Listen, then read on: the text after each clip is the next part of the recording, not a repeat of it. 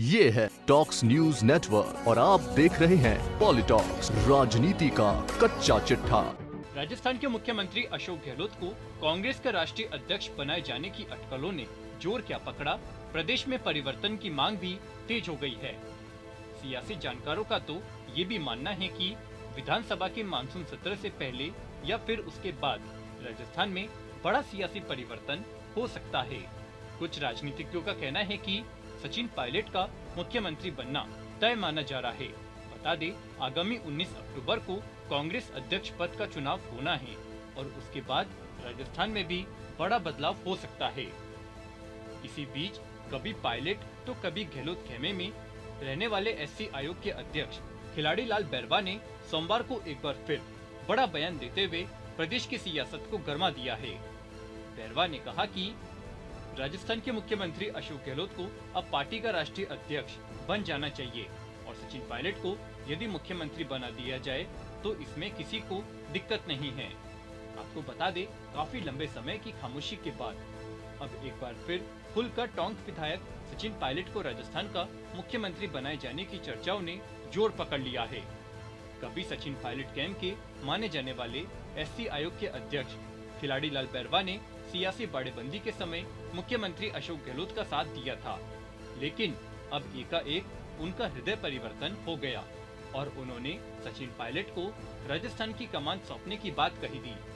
सोमवार को पीसीसी में जन सुनवाई के बाद पत्रकारों से बात करते हुए बैरवा ने कहा कि अशोक गहलोत जी हमारे पुराने नेता हैं, 40 साल से राजनीति कर रहे हैं, 30 साल से तो ये सक्रिय मुख्यमंत्री और बड़े पदों पर रहे हुए हैं।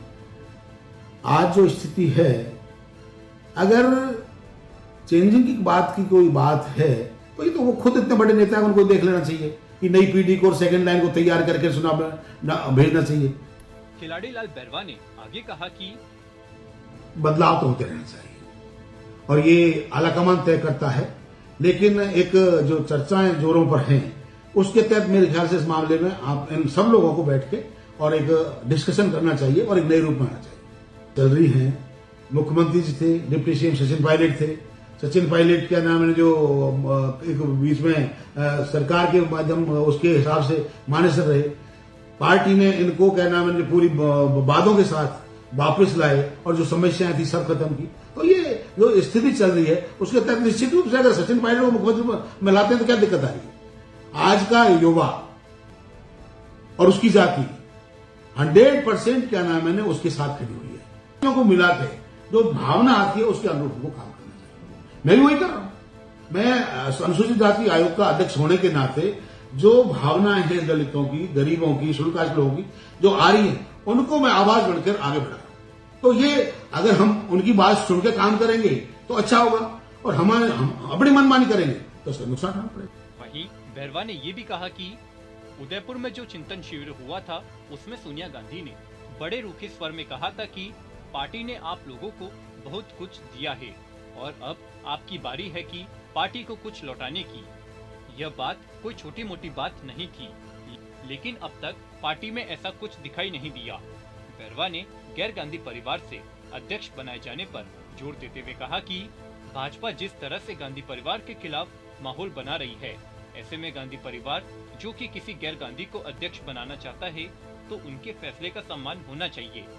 हर नेता को इस बात के लिए तैयार रहना चाहिए कि जो फैसला आलाकमान लेगा वह उसे मंजूर होगा।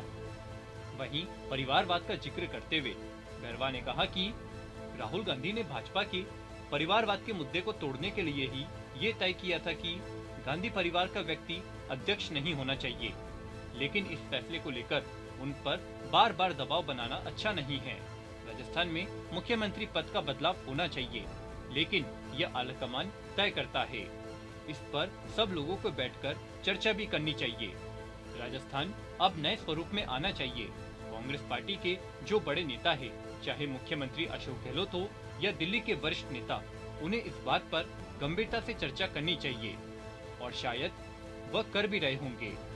वहीं आगामी विधानसभा चुनाव का जिक्र करते हुए खिलाड़ी लाल बैरवा ने कहा कि अगले कुछ दिनों में गुजरात, छत्तीसगढ़, मध्य प्रदेश और राजस्थान के चुनाव हमारे सामने हैं और हम इन चुनावों में कैसे बेहतर कर सके इस पर मंथन होना चाहिए।